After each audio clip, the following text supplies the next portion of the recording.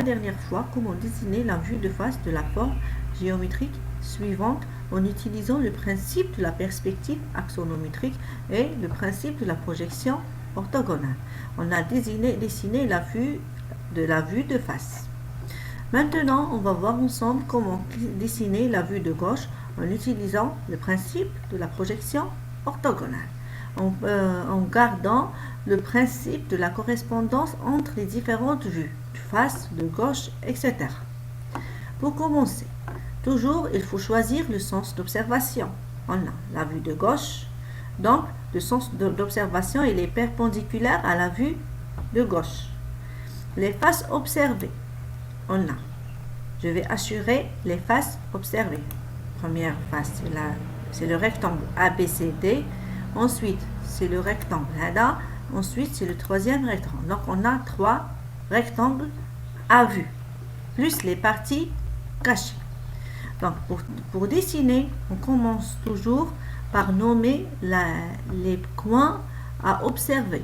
On a A, B, C, D, c'est le rectangle de niveau 0, 0. Ensuite, la partie la plus haute, c'est le rectangle E, F, K, L. Ensuite, la partie inclinée et circulaire.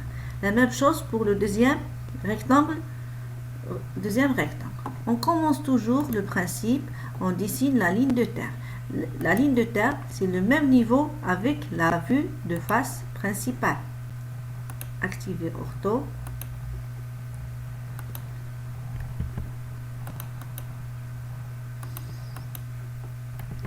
Donc, la droite AB, c'est de 3 cm.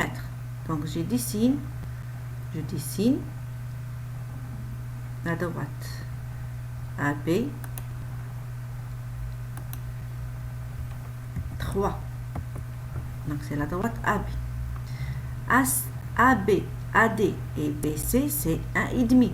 Donc, je dessine une ligne verticale de 1,5. Ensuite, 3. Après, je répète, pour dessiner une vue en utilisant la perspective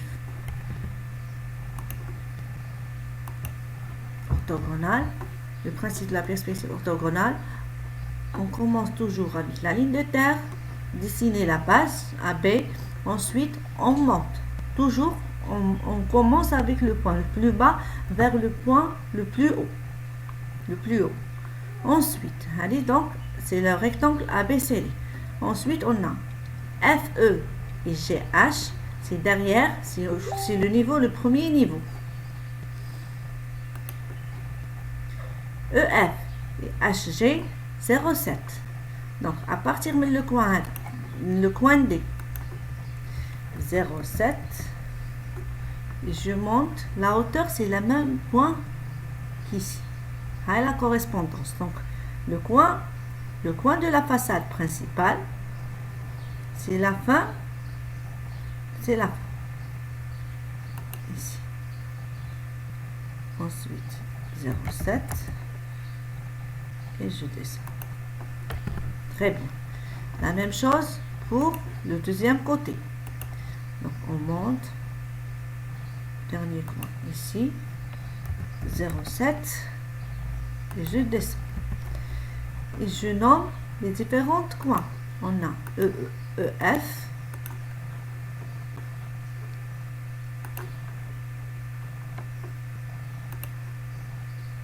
E, c'est superposé sur D et F à l'intérieur.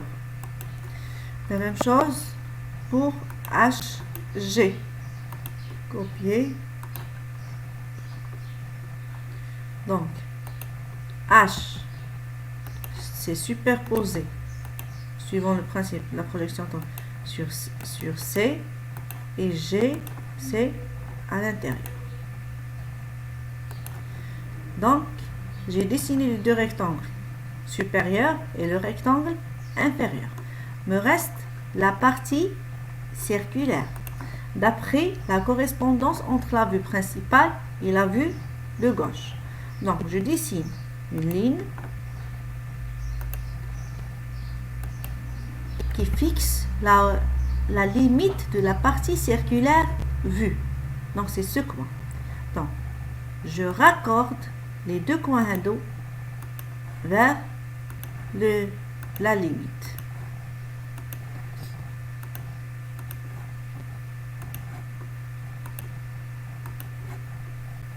Très bien.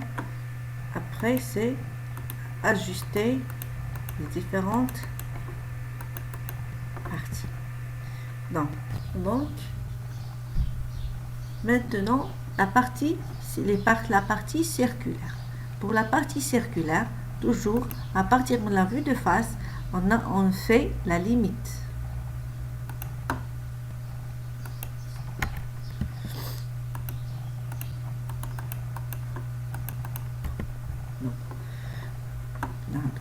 La partie circulaire, les parties circulaires, en utilisant le principe de la projection orthogonale, toujours elle est représentée, elle est assurée avec des traits parallèles de dimensions différentes. Par exemple, ici, la partie supérieure, c'est un quart de cercle, donc c'est le rectangle, ou bien le deuxième rectangle.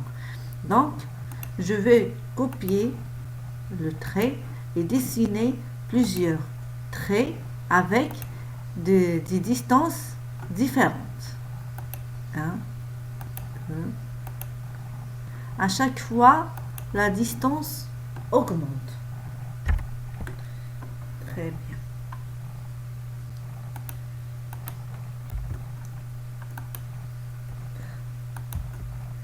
La même chose pour le deuxième rectangle.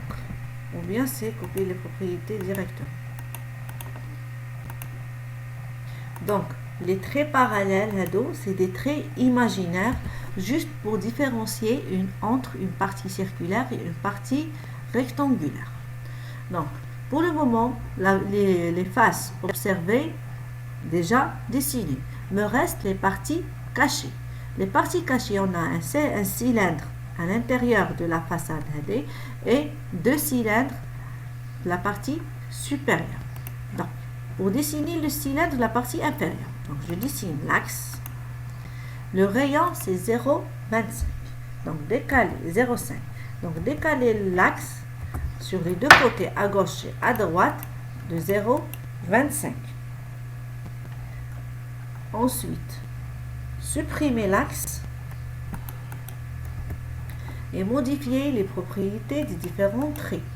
Parce que c'est un trait caché, donc c'est un trait représenté en pointillé. De modifier l'échelle.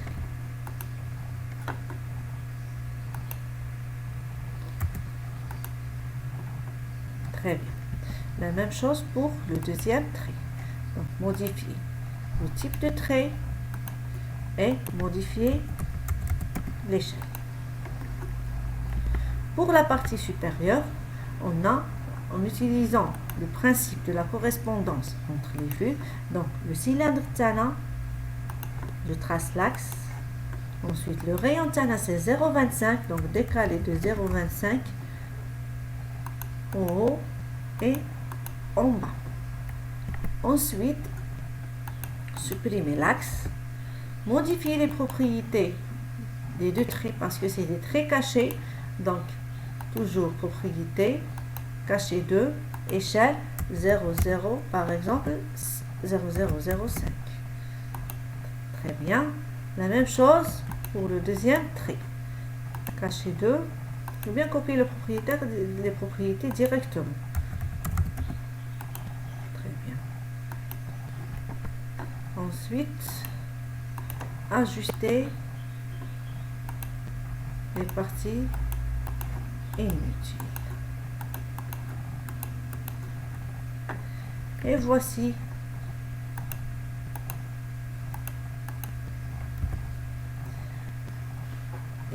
la vue de gauche, le résultat de la vue de gauche. On a deux rectangles. Un rectangle inférieur, deux rectangles supérieurs.